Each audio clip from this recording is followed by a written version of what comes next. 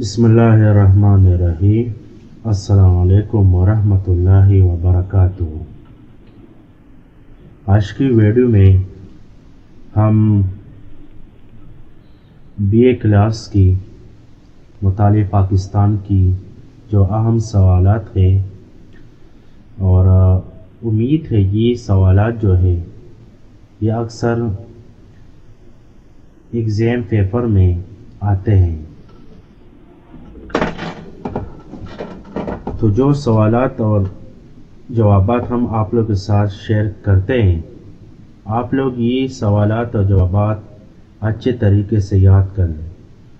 انشاءاللہ آپ لوگ کی جو پیپر ہے وہ آسانی سے پاس ہو جائیں گے۔ یہ مطالعہ پاکستان کی اہم سوالات و جوابات ہیں۔ اس میں سب سے پہلا سوال یہ ہے کہ محمد بن قاسم سندھ میں کس طرح داخل ہوا اور اس نے اسلام کے لیے کیا خدمات سر انجام دی، یہ بیان کر۔ سب سے پہلے آپ لوگ محمد بن قاسم کی جو تاریخ ہے وہ اچھے طریقے سے آپ لوگ اس کو ریڈ کر لیں، اور اس نے اسلام کے لیے جو خدمات سر انجام دیے تھے اس کی مکمل تفصیلات آپ لوگ لکھیں گے۔ تو اس ویڈیو میں ہم محمد بن قاسم اس کی جو زندگی حالات تھی اور اس کی جو نوٹس تھی وہ ہم آپ لوگ کے ساتھ اس ویڈیو میں تفصیلی کے ساتھ شیئر کریں۔ آپ لوگ کو معلوم ہے کہ محمد بن قاسم عرب و برصغیر پاک و ہند کے درمیان تجارتی رابطوں کی تاریخ بہت پرانی ہے، اور جنوبی ہند کے ساحلوں پر عربوں کی بستیاں تھی جن کے ذریعے عرب بندرگاہوں اور جنوبی مشرقی کے بندرگاہوں کے درمیان رابطہ قائم تھا۔ جب عربوں نے اسلام قبول کر لیا اور ایک سلطنت قائم کر لینے میں کامیاب ہو گئے تو ان کی تجارتی سرگرمیوں میں بے حد اضافہ ہوا۔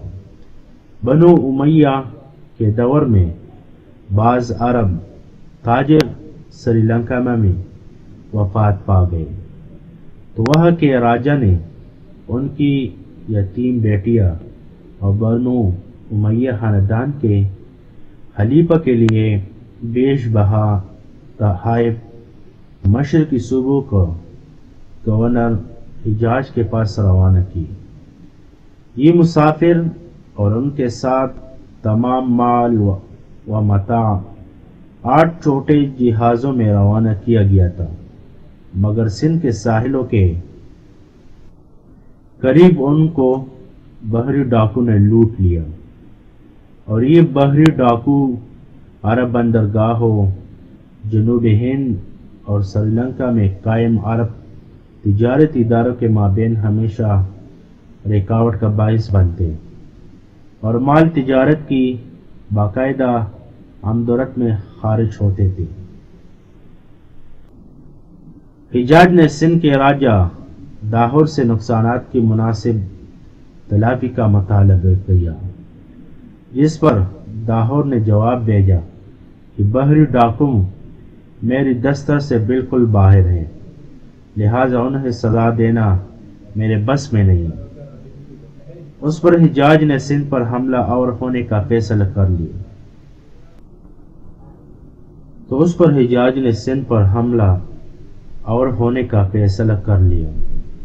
اور 2 چھوٹی چھوٹی مہمات ناکام ثابت ہوئے، جس کے بعد اس نے 17 سال نوجوان عماد الدین محمد بن قاسم کی کمان میں 6000 منتخب شامی اور عراقی سپاہیوں پر مشتمل فوج روانہ کیا۔ اس کے ساتھ ساتھ اتنی ہی تعداد میں ناپ کا سوار سپاہی اور 3000 اونٹوں پر لدا ہوا سامان رسد اور سامان حربی بھیجا۔ اس فوج کے پاس محاصرے کے ساز و سامان میں ایک قلعہ شکن منجنیق بھی تھی، جیسے چلانے کے لیے 500 مردوں کی اجتماعی قوت درکار تھی۔ اس منجنیق کا نام عروج دلہن تھا، مگر ان میں سے گزر کر 712 میں محمد بن قاسم دیبل پہنچا۔ ابھی ہم دیبل کے بارے میں آپ لوگ کے ساتھ معلومات شیئر کریں گے کہ دیبل یہ کون سی مقام تھی۔ دیبل کے مقام پر ایک بڑا مندر تھا، جس کی چوٹی پر ایک سرخ جھنڈا لہراتا تھا۔ اکثر یہ سوال جو ہے یہ زیادہ تر اس کی چانسز ہوتی ہے کہ یہ پیپر میں آتے ہیں، پیپر کی مواد اسی طرح لکھا ہوگا کہ دیبل کی تصویر سے کیا مراد ہے۔ تو یہ ٹاپک جو ہے یہ آپ لوگ اچھے طریقے سے یاد کر لیں۔ محمد بن قاسم کو بتایا گیا کہ ساکنان قلعہ کا عقیدہ تھا کہ جب تک جھنڈا لہراتا رہے گا دیبل کو فتح نہیں کیا جا سکے گا، لہٰذا اس نے حکم دیا کہ منجنیق کا نشانہ جھنڈے پر باندھا جائے۔ جلد ہی جھنڈا گرا لیا گیا اور اس پر دفاع کرنے والوں کی کمر ہمت ٹوٹ گئی اور دیبل فتح ہو گیا۔ اس کے بعد محمد بن قاسم نیرون کی طرف متوجہ ہوا، جو موجودہ حیدرآباد کے قریب ایک شہر تھا۔ بدھ مت کے ایک پجاری نے جیسے شہر کا نگران بنا کر وہاں رکھا گیا تھا، مسلمانوں کی اطاعت قبول کر لی۔ بعد ازاں محمد بن قاسم نے دریائے سندھ کو عبور کیا۔ داہر نے روار کے مقام پر عربوں کا مقابلہ کرنے کا فیصلہ کیا۔ ایک شدید مقابلہ برپا ہوا، جس میں داہر کو شکست ہوئی اور وہ مارا گیا۔ ہندو کے دستور کے مطابق راج پریوار شاہی خاندان کی خواتین آگ میں جل کر مر گئی۔ راور کے بعد مسلمانوں نے برہمن آباد کو فتح کیا۔ محمد بن قاسم کی حکومت کے بارے میں نوٹس لکھیں۔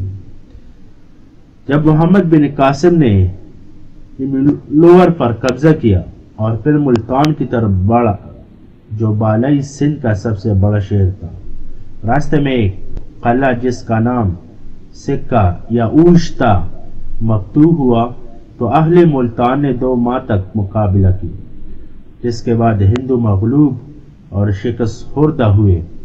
ملتان کے باشندے، جن میں تاجروں، سوداگروں اور دستکاروں کے علاوہ جاٹ اور میٹ بھی شامل تھے، اور جو مقامی حکام کے ہاتھ تو بہت تکالیف اٹھاتے رہے تھے، آداب و تسلیمات بجا لانے کے لیے محمد بن قاسم کی خدمت میں حاضر ہوئے۔ مسلمان کے طرز عمل کے مطابق اس نے مفتوح عوام کو ان کی جان و مال کے تحفظ اور ان کی رسوم کے مطابق پوجا پاٹ کی آزادی کی ضمانت دی، اور کہا کہ آپ کے مندر اسی طرح محفوظ رہیں گے جس طرح عیسائیوں کے گرجا، کڑ یہودوں کے ہیکل اور مجوسیوں کی عبادت گاہیں محفوظ ہے۔ اس کا مطلب یہ ہے کہ سندھ کے لوگوں کو ذمیوں یعنی زیر حفاظت رعایا کا درجہ دیا گیا۔ برہمنوں اور بدھ مت کے پجاریوں کے ساتھ اچھا سلوک کیا گیا اور انہیں ذمہ دارانہ عہدوں خصوصاً محکمہ مال کے انتظامی عہدوں پر فائز کیا گیا۔ محکمہ مال کے عہدیداروں کو محمد بن قاسم نے خاص طور پر مندرجہ ذیل ہدایت جاری کی۔ عوام اور حکومت کے حصہ ہائے پیداوار متعین کرنے میں دیانت سے کام لو، اور اگر ریاست کا حصہ وصول کرنا ہے تو اسے انصاف کے ساتھ وصول کرو، اور عوام کی ادا کرنے کی اہلیت کے مطابق ان پر مالی کی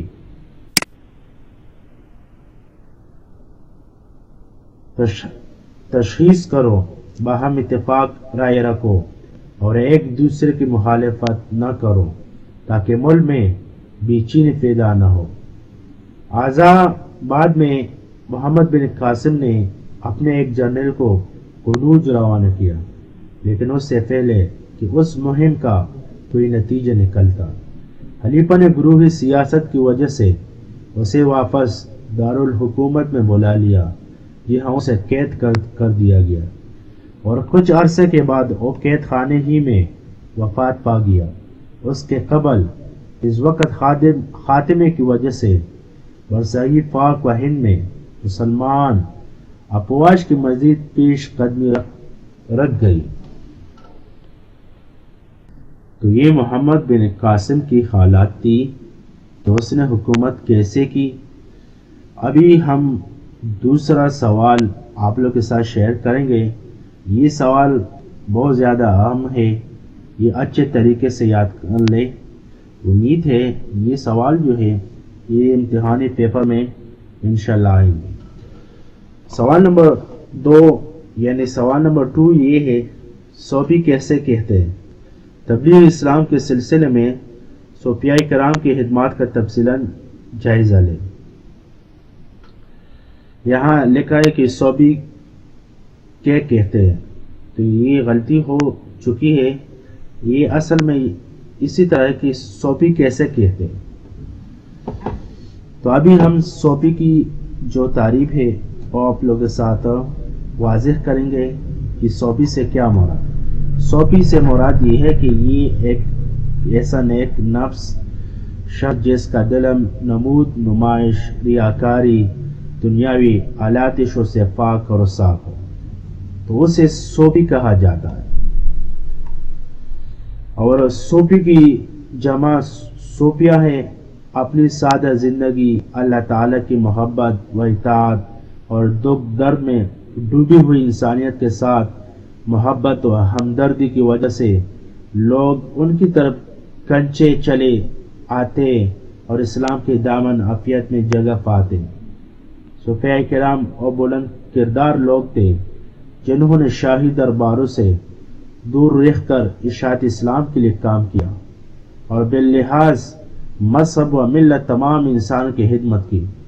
چار اشاعت اسلام میں صوفیہ بزرگان دین کا کردار مسلمان تاجروں اور سلاطین کے علاوہ اشاعت اسلام میں صوفیاء اور مشائخ نے بھی ناقابل فراموش اور گراں قدر خدمت سر انجام دی ہے۔ ان کی پاکیزہ زندگی، بلند کردار اور حسن اخلاق سے متاثر ہو کر برصغیر کے باشندوں کی بہت بڑی تعداد نے اسلام قبول کی۔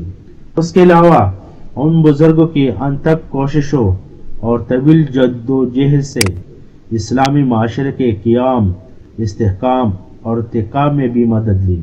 اس کے علاوہ مسلمان کا اخلاقی معیار بھی بلند ہوا۔ اس مقصد کے حصول کے لیے کام کرنے والے بزرگان دین کی ایک طویل فہرست ہے، جس میں صرف چند نمایاں اور قابل ذکر بزرگوں کی دینی خدمات اور اشاعت اسلام کے لیے کی جانے والی جد و جہد کا مختصر تذکرہ یہاں کیا جا سکتا ہے۔ غزنوی عہد کے صوفیاء۔ برصغیر میں 1005 عیسوی میں حضرت شیخ اسماعیل بخاری تشریف لائے اور شمالی ہند کے علاقوں میں اسلام کی اشاعت کی ابتدا کی۔ حضرت دادا گنج بخش علی جوہری مسعود غزنوی کے دور میں غزنی سے لاہور تشریف لائے۔ ان کی تبلیغ سے برصغیر کے ہزاروں غیر مسلم مسلمان ہو گئے۔ حضرت لال شہباز قلندر نے ملتان اور سندھ کے علاقوں میں اشاعت اسلام کے لیے خدمات سر انجام دے۔ غزنوی حکمرانوں کے آخری دور میں حضرت سلطان بھی سرون نے پنجاب میں اشاعت اسلام میں بڑی سرگرمی دکھائی، جس کے نتیجے میں مشرقی پنجاب میں لوگوں کی ایک بڑی تعداد مسلمان ہوئی، اور یہ ایک تاریخی ریکارڈ تھی جس میں مسلمانوں کی بڑی تعداد تھی۔ خواجہ معین الدین چشتی اور سلسلہ چشتیہ، خواجہ معین الدین چشتی اجمیری 1141 عیسوی میں بلوچستان میں پیدا ہوئے اور انہوں نے جوانی میں سمرقند اور بخارا کے علمی مراکز میں تعلیم حاصل کی۔ بخارا اور سمرقند یہ ایک بڑا مرکز تھی علم حاصل کرنے کے لیے، اور نیشاپور میں ان کی ملاقات خواجہ عثمان ہارونی سے ہوئی، جن کے ساتھ تقریباً 9 برس تک وابستہ رہے۔ یہاں لکھا ہے او میں یہ غلط ہے، اس سے مراد 9 ہے، یعنی جن کے ساتھ اس نے 9 برس تک وابستہ رہے۔ انہوں نے خاصی سیاحت کی اور اس کے بعد برصغیر کی طرف متوجہ ہوئے۔ کچھ دیر کے لیے لاہور میں بھی رہے، جہاں حضرت داتا گنج بخش یعنی شیخ علی کھجوری کے مزار پر حاضر ہوئے۔ اس کے بعد اجمیر گئے۔ 1236 عیسوی میں ان کی وفات ہوئی اور وہ اجمیر میں دفن ہوئے۔ خواجہ معین الدین کے 2 سرکردہ مرید جنہوں نے چشتی سلسلے کو حرد العزیز بنایا، شیخ حمید الدین اور شیخ قطب الدین بختیار کاکی تھے۔ شیخ حمید الدین ایک چھوٹے سے گاؤں میں رہتے تھے اور انہوں نے ہر قسم کی شادی نواشات قبول کرنے سے انکار کیا اور غربت کی زندگی کو ترجیح دی۔ ان کی سادگی اور حق پرستی نے انہیں عوام میں ایک خرد العزیز شخصیت بنا دی۔ خواجہ قطب الدین بختیار کاکی نے خواجہ معین الدین چشتی اجمیر کے خلیفہ کی حیثیت سے ممتاز مقام حاصل کیا اور دہلی میں آ کر سکونت پذیر ہوئے۔ یہاں سلطنت التمش نے گرمجوشی سے ان کی پذیرائی کی اور ان سے درخواست کی کہ وہ شاہی محل کے قریب ہی کی قیام کرے، لیکن اس درویش نے شہر سے باہر ہی قیام پذیر ہونا بہتر سمجھا۔ التمش ان کا بے حد احترام کرتا تھا، یہ ایک شہر کا نام تھا۔ آپ کے 2 خلیفوں شیخ بہاؤالدین غزنوی اور شیخ فرید الدین گنجش شکر نے چشتیہ سلسلہ کو مزید مقبول عام بنایا۔ یہ دونوں ان کے خلیفہ تھے۔ پاک پتین کی خواجہ فرید الدین گنجشکر کی کوششوں کا خواجہ یعنی خصوصی نتیجہ یہ نکلا کہ چشتیہ سلسلے کی بہت سی شاخیں جنوبی ایشیا کے کئی اہم شہروں میں قائم ہوئی۔ فرید الدین مسعود گنجشکر ملتان کے نواح میں پیدا ہونے والے خواجہ فرید الدین مسعود گنجشکر کی ملاقات جب خواجہ قطب الدین بختیار کاکی سے ہوئی تو وہ ان سے قلبی طور پر وابستہ ہو گئے اور وہ پہلے ہانسی میں مقیم ہوئے اور بعد ازاں اجودن یعنی پاک چین منتقل ہوئے۔ یہاں روحانی طور پر تشنا لوگ دور دراز سے ان کے پاس آنے لگے اور ان کے کئی ایک مریدوں نے، جن میں مشہور زمانہ خواجہ نظام الدین اولیاء بھی شامل تھے، آپ کے سلسلہ فیض کو جاری رکھا۔ اس کے ساتھ ساتھ خواجہ نظام الدین اولیاء اس کی خدمات کیا تھی۔ خواجہ نظام الدین اولیاء وہ دلی میں تقریباً نصف صدی تک رہے اور دین کی خدمت کرتے رہے۔ تمام دیگر صوفیاء کی طرح خواجہ نظام الدین اولیاء شاہی دربار کے ساتھ کسی قسم کا تعلق رکھنے سے نہ صرف بیزار رہے بلکہ وہ اس چیز کو بھی ناپسند کرتے تھے کہ شاہی خاندان کے لوگوں کی ان کی خانقاہ میں آمد و رفت ہوئی۔ انہیں مسلمان عوام کی کردار سازی اور صوفیہ کے ایک ایسے گروہ کی تربیت سے زیادہ شغف تھا جو بنگال، دکن اور گجرات کے علاقوں میں تبلیغ اسلام کے فرائض سر انجام دے۔ دہلی میں تمام شعبوں سے متعلق افراد ان کے حلقہ عرضات میں شامل ہونے لگے اور آپ کا دروازہ امیر اور غریب، عالم اور جاہل، سپاہی اور کسان، آزاد اور غلام سب کے لیے کھولا تھا۔ ان کی خانقاہ سے کافی تعداد میں علماء، حفاظ اور طلباء کی کفالت بھی ہوتی تھی۔ شیخ بہاؤالدین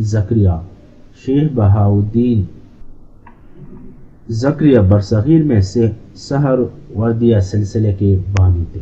1882 یا 1883 عیسوی میں ملتان کے نواح میں پیدا ہوئے اور بعد میں انہوں نے بہت سی اسلامی ممالک کی سیاحت کی۔ بغداد میں اپنے قیام کے دوران آپ شیخ شہاب الدین سہروردی کے مرید ہوئے۔ ملتان واپس آ کر انہوں نے وہاں ایک خانقاہ بنائی اور نصف صدی سے زیادہ عرصے تک صوفیانہ نظم و ضبط کی تعلیم دینے میں مصروف رہے۔ 1262 عیسوی میں ملتان میں ان کا انتقال ہوا اور ان کا روحانی سلسلہ ملتان، سندھ، بلوچستان تک پھیلا ہوا تھا۔ بہت سے ہندو، جن میں سندھ، ملتان اور لاہور کے روسا بھی شامل تھے، اور ان کے خط پر مشرف اسلام ہوئے اور وہ ایک معتدل اور متوازن زندگی بسر کرنے کے قائل تھے اور زاہدانہ ترک دنیا کے حق میں نہ تھے۔ صدر الدین عارف شیخ بہاؤالدین کی وفات کے بعد ان کے صاحبزادے صدر الدین عارف ان کے جانشین ہوئے، جبکہ ان کے مرید سید جلال الدین بخاری نے اونچ کے مقام پر ایک مستحکم سہروردی مرکز قائم کیا۔ یہ ان کے صاحبزادہ تھا، یعنی عارف شیخ بہاؤالدین جب وفات ہوئے اس کے بعد سید جلال الدین بخاری اس نے اپنے والد صاحب کی جو رولز تھی، جو کام تھی، اس نے شروع کی اور اس کے لیے ایک مرکز بھی بنایا تھا۔ تو شیخ بہاؤالدین کے جو صاحبزادے تھے انہوں نے بے شمار روپیہ پیسہ جو انہیں والد مرحوم سے ورثے میں ملا تھا خیرات کر دیا اور احتیاط کی زندگی کو خوشحالی کی زندگی پر ترجیح دی۔ شیخ عبدالقادر جیلانی، یہ سوال یعنی یہ کویشچن بہت زیادہ امپورٹنٹ ہے، یہ اکثر پیپر میں یہ کویشچن آتے ہیں کہ شیخ عبدالقادر جیلانی کون تھے، اس کی زندگی پر آپ لوگ ایک نوٹ لے کے آپ لوگ کو معلوم ہے کہ شیخ عبدالقادر جیلانی ایک مشہور اور ایک بڑا عالم دین گزرا ہے، اور اس کی واقعہ بھی آپ لوگوں نے علماء کرام سے سنا ہوگا کہ اللہ تعالیٰ نے ان کو یہ مقبولیت کیسے عطا کی۔ قادری سلسلہ طریقت کی بنیاد بغداد کے شیخ کرنے کا نصیرہ سید جلال الدین بخاری کے سر ہے اور عبدالقادر جیلانی نے رکھی تھی۔ برصغیر میں اس سلسلہ کو متعارف کرانے والے شاہ نعمت اللہ مخدوم محمد جیلانی تھے۔ شیخ داؤد کرمانی لاہور کے شیخ ابو المعالی اور حضرت میاں میر اس سلسلے کے معروف ترین بزرگوں میں سے تھے۔ سلسلہ نقشبندی سلسلہ طریقت نے ان مشرکانہ تصورات کا سدباب کرنے کے لیے بڑا کام کیا جنہیں عام کرنے کی کوشش اکبر نے کی تھی۔ اس سلسلے کو مقبول بنانے والے حضرت خواجہ باقی باللہ اور ان کے مرید حضرت شیخ احمد سرہندی تھے۔ ان کے بیٹے شیخ معصوم اور اپنے والد کے نقش و قدم پر چلنے والے تھے، اور شہزادگی کے زمانے میں عالمگیر ان کے واعظ میں شریک ہوا کرتا تھا۔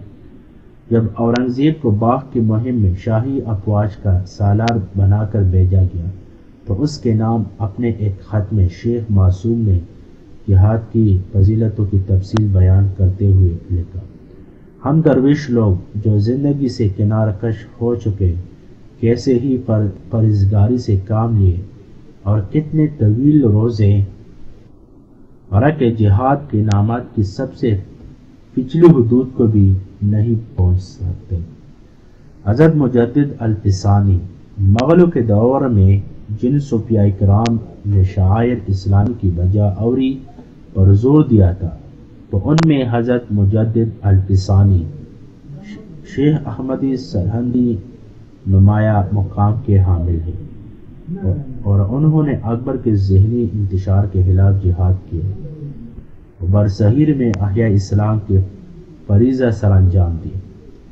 انہوں نے بے عمل علماء اور عیش پرست امراء کے ساتھ ساتھ نام نہاد صوفیہ کے الحاد کی بھی مذمت کی۔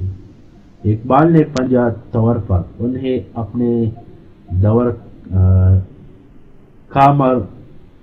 اپنے دور کا دو مروپک قرار دیا تھا۔ یہ اس کے زمانے میں یہ حالات پیش آئی تھی۔ اس کے ساتھ ساتھ حضرت شاہ ولی اللہ دہلوی رحمۃ اللہ علیہ یہ برصغیر میں مسلم معاشرے کے طور زوال میں حضرت شاہ ولی اللہ رحمۃ اللہ علیہ یعنی دہلوی نے احیاء اسلام کے لیے جو جد و جہد کی وہ بھی نہر حروف سے لکھ جانے کے قابل ہے۔ انہوں نے تقریباً 50 کتابیں میں لکھے اور علماء کے ایک گروہ کی تربیت کی۔ شاہ ولی اللہ نے برصغیر میں اسلامی اقدار کو مستحکم بنانے کی قابل قدر کوشش کی۔ سوال نمبر 3 یہ ہے کہ انگریزوں کو 1857 عیسوی کی جنگی آزادی میں کیوں کامیابی حاصل ہوئی؟ اس جنگ میں انگریزوں کی مدد کس نے کی اور کیوں کی؟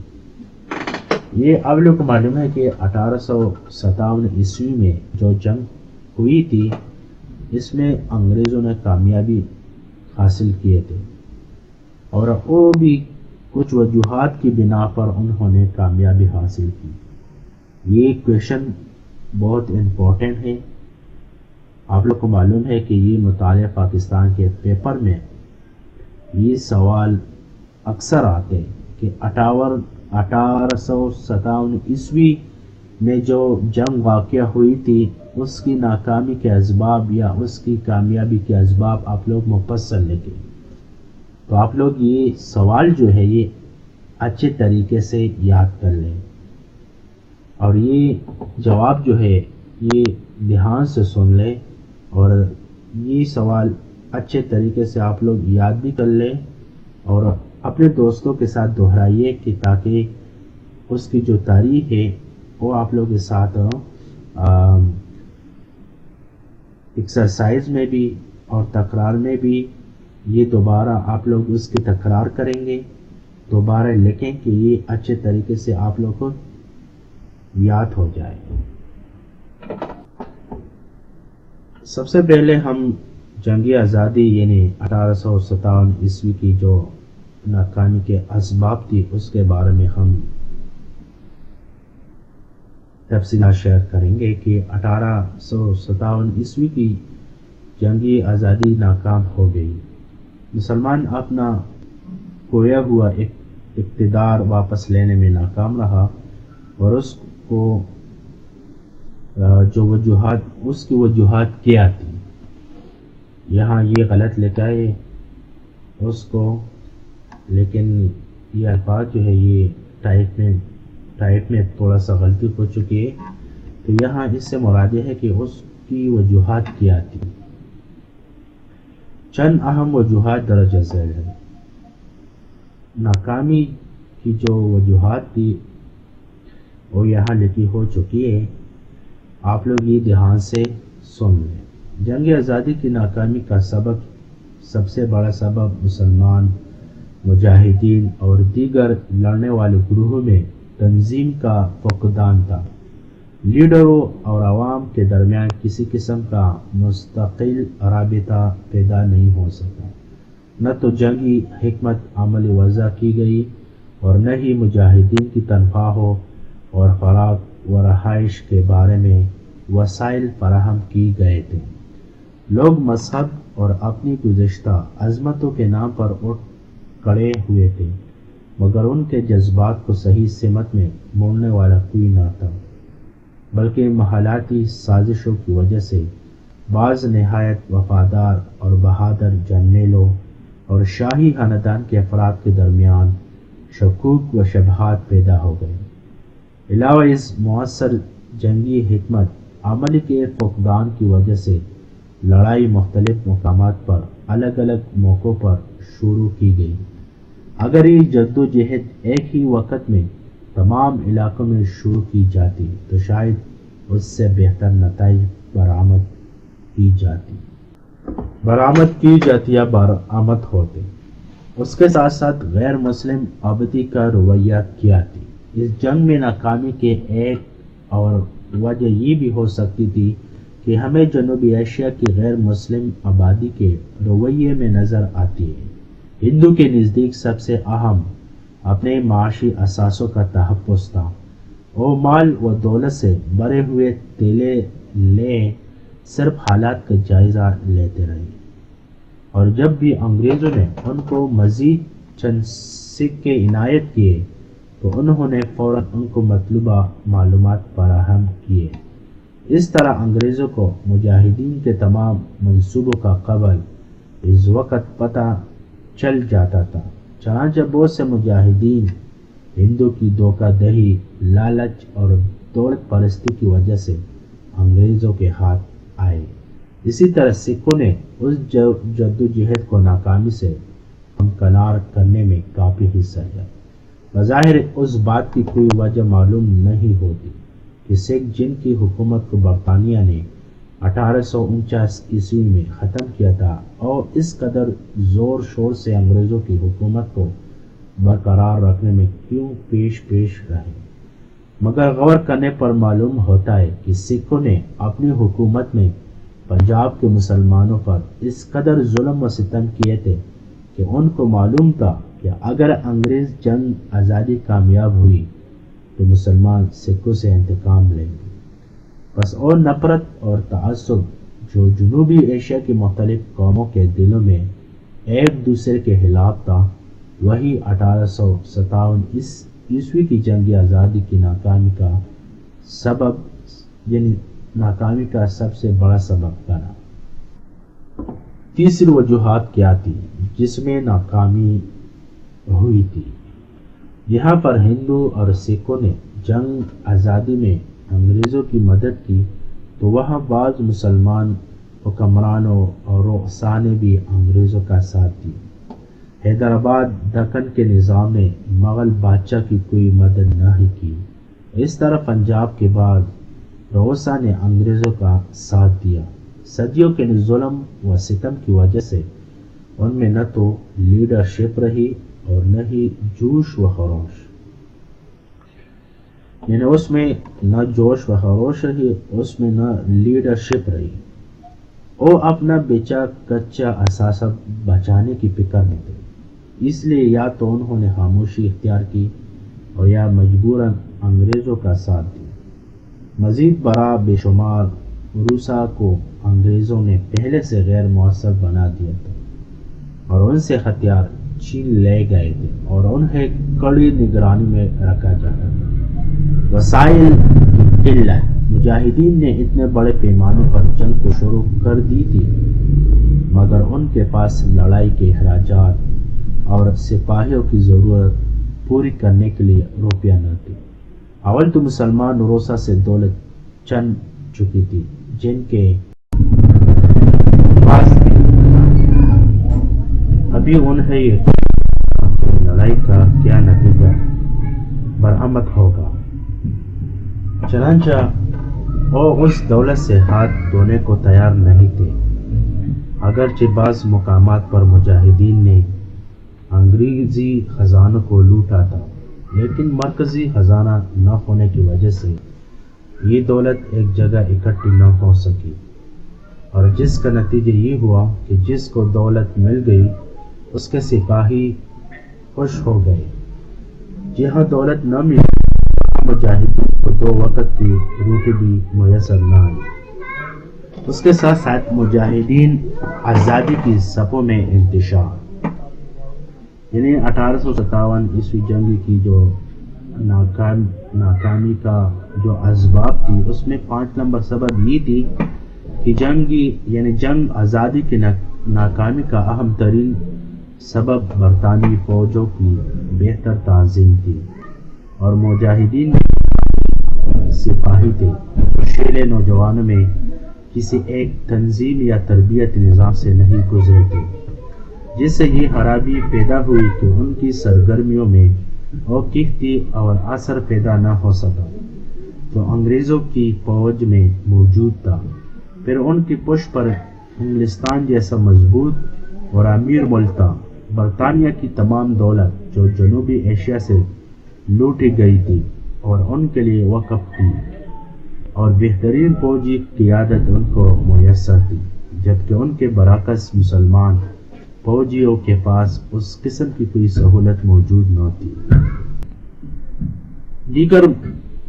دیگر اموال جنہوں نے انگریزوں کی مدد کی اور سائنس کی جدید ایجادات تھی، ڈاک اور تار کے جدید نظام کی مدد سے ان کو بروقت لڑائی کے واقعات کی اطلاع ملتی رہتی تھی، اور وہ آسانی سے حالات پر قابو پا لیتے تھے۔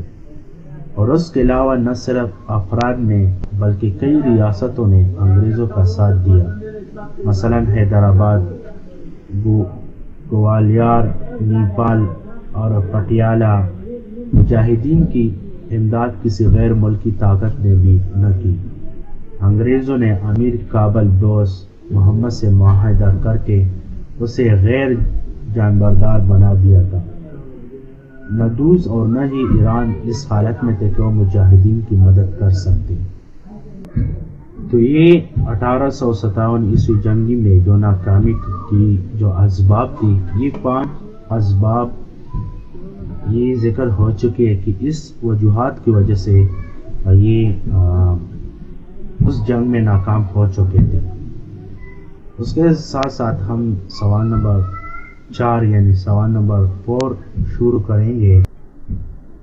تو سوال نمبر 4 یہ ہے کہ مسلم لیگ کے معرض وجود میں آنے کے پیچھے کون سے محرکات کار فرمائیں، بحث کریں۔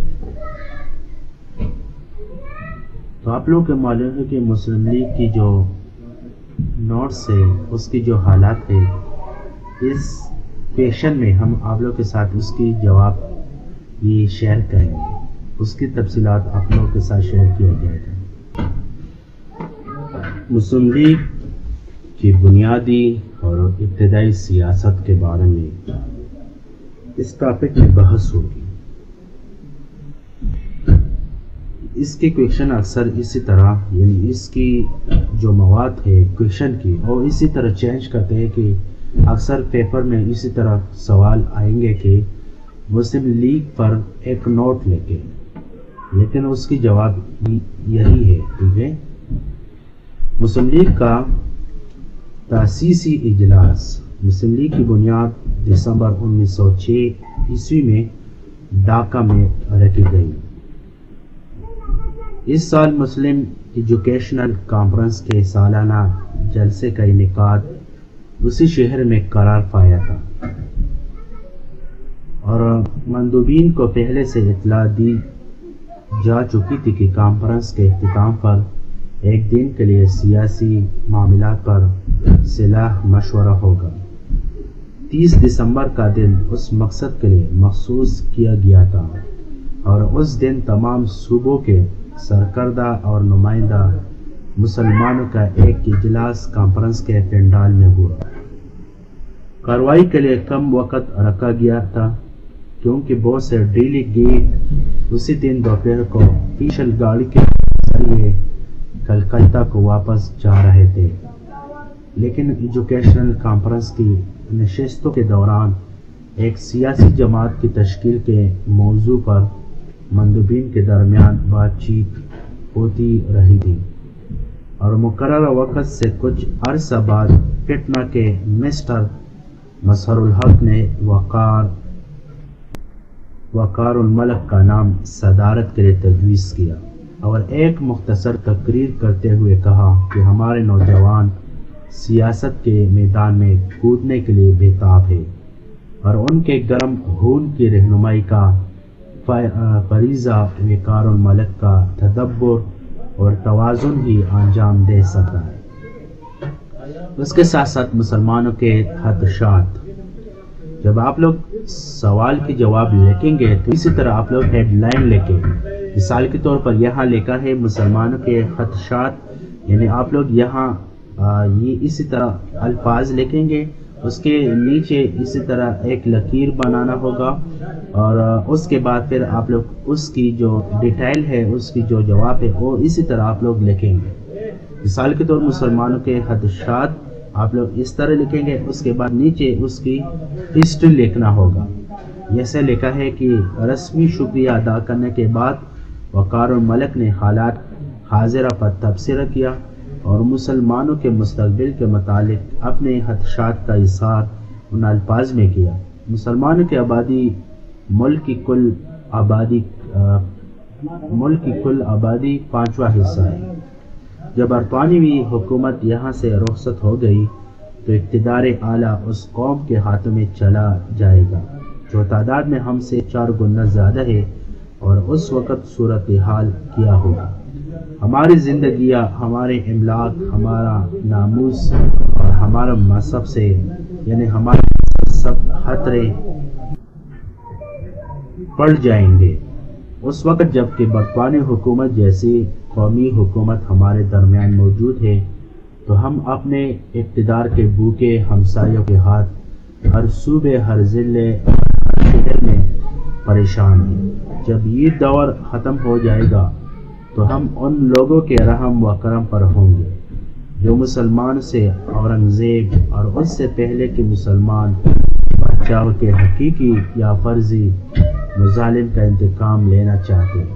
اس صورتحال کا مقابلہ کرنے کے لیے ہمیں اپنی قوت کو ایک مرکز پر لانا ہوگا اور ہمیں کانگریس سے عداوت نہیں، ہم اپنے ہمسایوں کے ساتھ اخلاق، ہمدردی اور انصاف سے پیش آئیں گے۔ کانگریس نے چند ایسے کام کیے جن کا فائدہ ہم کو بھی پہنچا ہے۔ اعتدال ہماری تبعیت کا حصہ ہے اور یہی ہماری جماعت کا امتیازی نشان ہے۔ نمبر 3، مسلم لیگ کا قیام۔ حکیم اجمل خان نے قرارداد کی۔ دوسری تقریر ظفر علی خان، صاحبزادہ آفتاب احمد شیخ عبداللہ و مسٹر محمد علی کی طرف سے ہوئی۔ جماعت کا نام مسلم لیگ رکھا گیا اور اس کی رکنیت 400 تک محدود کی گئی۔ محسن الملک اور وقار الملک اس کے جوائنٹ سیکرٹری مقرر ہوئے اور بعد میں آغا خان اس کے صدر مقرر ہوئے۔ لیگ کا آئین بنانے کے لیے ایک مختصر سی کمیٹی نامزد کی گئی اور 1911 عیسوی کے بعد مسلم لیگ کے رویے میں تبدیلی، یعنی مسلم لیگ کی جو رویے میں تبدیلی آ گئی تھی 1911 میں، اس کی حالات اس میں بیان کی جائے گی۔ 1911 عیسوی کے بعد حالات نہ الٹا کایا۔ دسمبر میں تقسیمی بنگال منسوخ ہوئی اور اس کو منسوخی ایجیٹیشن اور دہشت گردی کی فتح تھی۔ ہندو کو برطانوی حکومت کے اس اقدام سے دفاع مسرت ہوئی اور انہوں نے شہروں بلکہ دیہات میں بھی چراغاں کیا، کھلے میدانوں میں ہزاروں من ایندھن جلایا اور روشنی کر کے جشن منایا۔ مسلمانوں کو بھی اپنی بے حیثیتی کا اندازہ ہو گیا۔ وقار الملک جو سر سید کے مکتبہ فکر کے اہم رکن تھے، اس نے لکھا ہے کہ تنظیف کا اعلان ایک توپ خانے کی مانند تھا۔ اس کے ساتھ ساتھ وقار الملک اور اس کے سر سید جو یہ ایک فکر لوگ تھے، اور اس کے ساتھ ساتھ محمد علی نے اس اعلان کو حکومت کی اور بدترین بدعہدی اور غداری سے تعبیر بھی کیا۔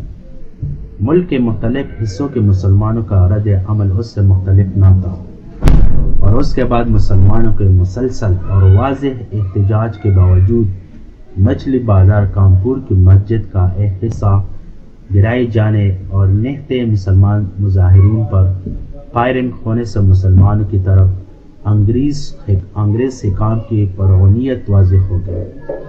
مسلم یونیورسٹی کے مطالبہ پر حکومت کے معاندانہ رویے نے قوم کو اور بھی مشتعل کیا۔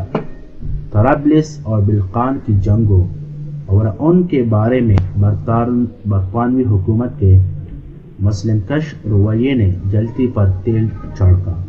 ان اقدامات اور واقعات سے قوم کا انداز فکر یکسر بدل گیا اور اس سے مسلم لیگ کے مسلک میں بھی تبدیلی آئی۔ انگریزوں کی مخالفت کا جذبہ عارضی طور پر مسلم لیگ کو کانگریس کے قریب لے گیا۔ مسلم لیگ کے مقاصد میں تبدیلیاں 6 نمبر جو ہیڈ لائن ہے وہ اسی طرح ہے کہ مسلم لیگ کے مقاصد میں کیا تبدیلی آئی، اور انہی دنوں میں مسلم لیگ نے اپنے اغراض و مقاصد میں بعض تبدیلیاں کر دی۔ پہلی تبدیلی تو یہ تھی کہ آئندہ سے قوم کی وفاداری کا مرکز حکومت ہند نہیں بلکہ برطانیہ کے شہنشاہ کی ذات ہوگی، اور اس سے وفاداری کی پرانی پالیسی کا خاتمہ ہوا۔ دوسرے، لیگ نے بھی کانگریس کی طرح سیلف گورنمنٹ کا مطالبہ کیا، لیکن اس سلسلے میں جو محاورہ استعمال کیا گیا اور سوٹیبل سیلف گورنمنٹ تھا، اس سے لیگ دو دڑوں میں بٹ گئی۔ برق رفتار سیاست کے حامی اپنے آپ کو احرار کہتے اور سوٹ ایل کے لفظ کا مذاق اڑاتے تھے۔ ان میں ٹیلیفیش اور پیش تھے، لیکن سوٹ ایل کا لفظ بہت زیادہ لیگی رہنماؤں کی نظر میں بہت اہم تھا۔ مولانا محمد علی اس کا یہ مطلب لیتے مسلمانوں کو بھی اس سیلف گورنمنٹ یعنی حکومت خود اختیاری میں اپنا مناسب حصہ ملے۔ اسی طرح قائد اعظم محمد علی جناح کی شمولیت مسلم لیگ میں یعنی مسلم لیگ کانفرنس میں قائد اعظم محمد علی جناح نے کیسے شرکت کی۔ 1913 عیسوی کے موسم گرما میں مولانا محمد علی اور سید وزیر حسن کانپور کی مسجد اور دوسرے قومی معاملات کے متعلق برطانوی حکومت تک مسلمانوں کے جذبات پہنچانے کے لیے انگلستان گئے۔ محمد علی جناح بھی کانگریس کے ایک مشن کے سلسلے میں واحد قیام پذیر تھے۔ محمد علی اور وزیر حسن دونوں جناح کے پاس پہنچے اور انہیں لیگ میں شریک ہونے پر آمادہ کر لیا۔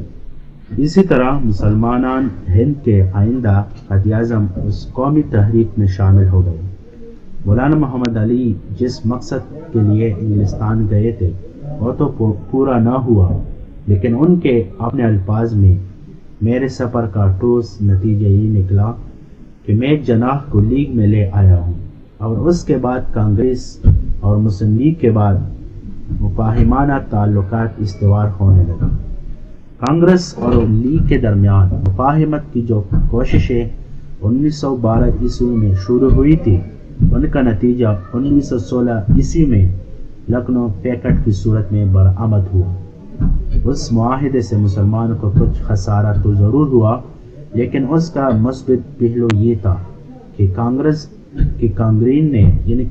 نے مسلمانوں کی جو علیحدہ قومی حیثیت اور جداگانہ طریق انتخاب کر لیا، تو بدلی ہوئی نظام کانگریس اور لیگ کے سالانہ اجلاس 1915 عیسوی سے لے کر 1921 عیسوی تک ساتھ ساتھ ایک ہی مقام پر ہوتے رہے۔ تو یہ تھی مسلم لیگ کی جو کانفرنس اور اس کی جو شمولیت، یہ اس کی مکمل بحث تھی۔ یہ جواب جو ہے یہ اچھے طریقے سے یاد کر لیں، اور امید ہے یہ کویشچن جو ہے یہ پیپر میں ضرور آئیں گے، کیونکہ یہ کویشچن بہت زیادہ امپورٹنٹ ہے۔ سوال نمبر 5 یہ ہے کہ 1935 عیسوی کے ایکٹ اور طرز حکومت پر اقبال اور قائد اعظم کے خیالات پر بحث کیجیے۔ علامہ اقبال اور قائد اعظم ان کی خیالات کیا تھی کہ لوگ کیسے جمع ہوں گے، تنظیم کیسے بنے گی، تو اس کے بارے میں ان دونوں کی کیا کیا خیالات تھی اور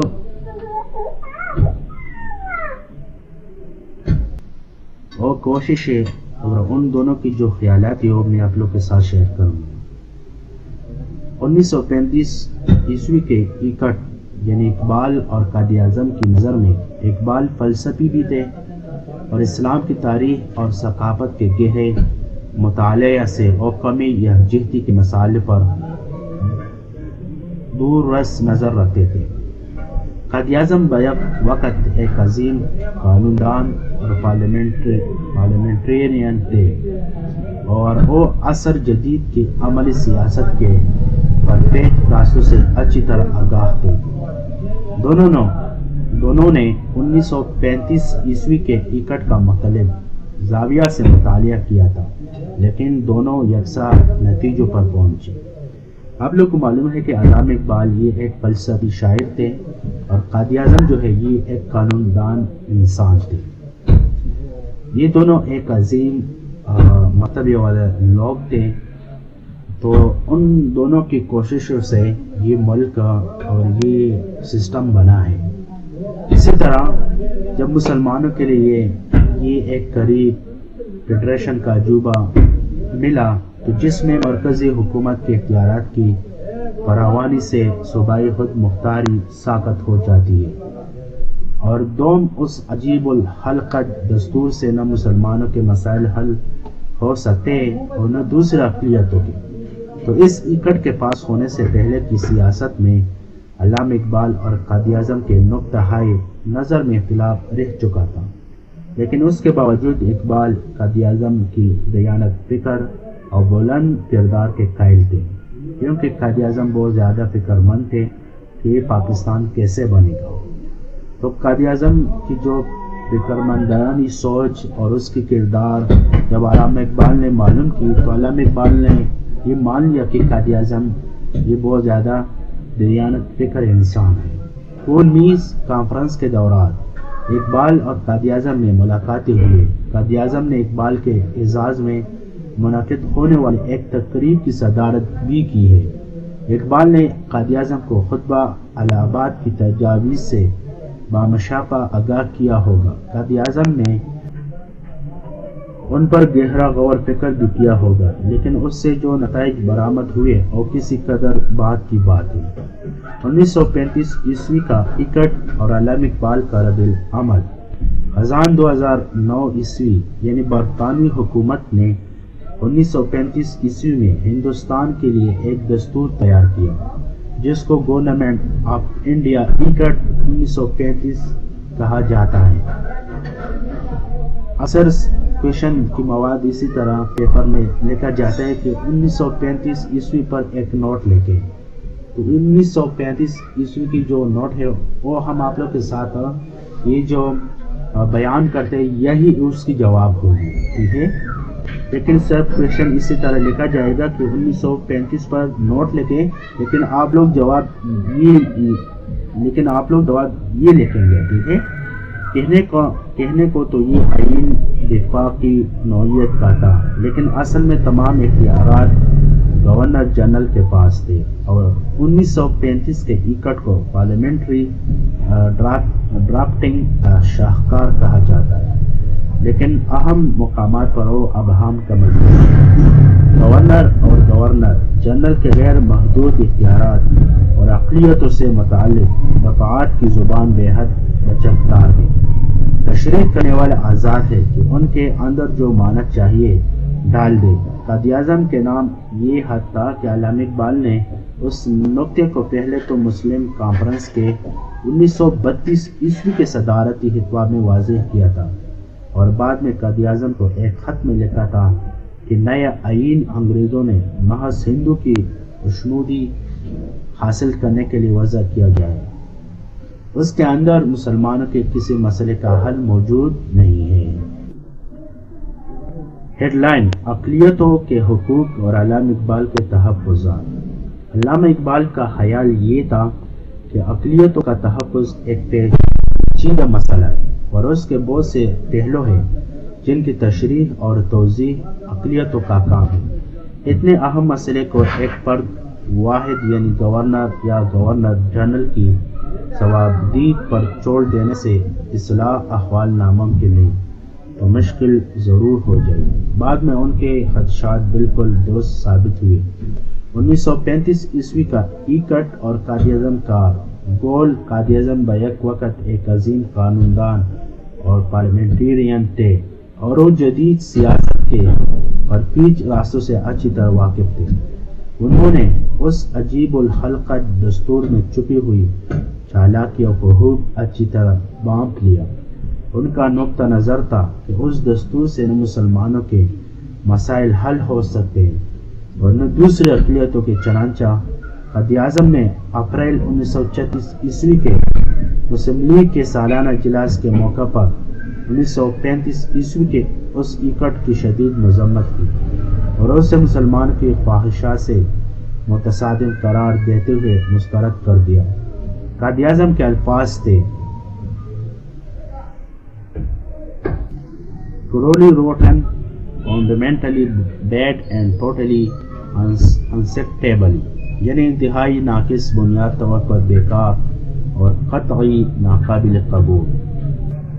یعنی یہ علامہ اقبال کی یعنی قائداعظم رحمۃ اللہ علیہ کی آخری الفاظ تھے اور اس نے یہ مسترد کر دیا کہ یہ ایک انتہائی ناقص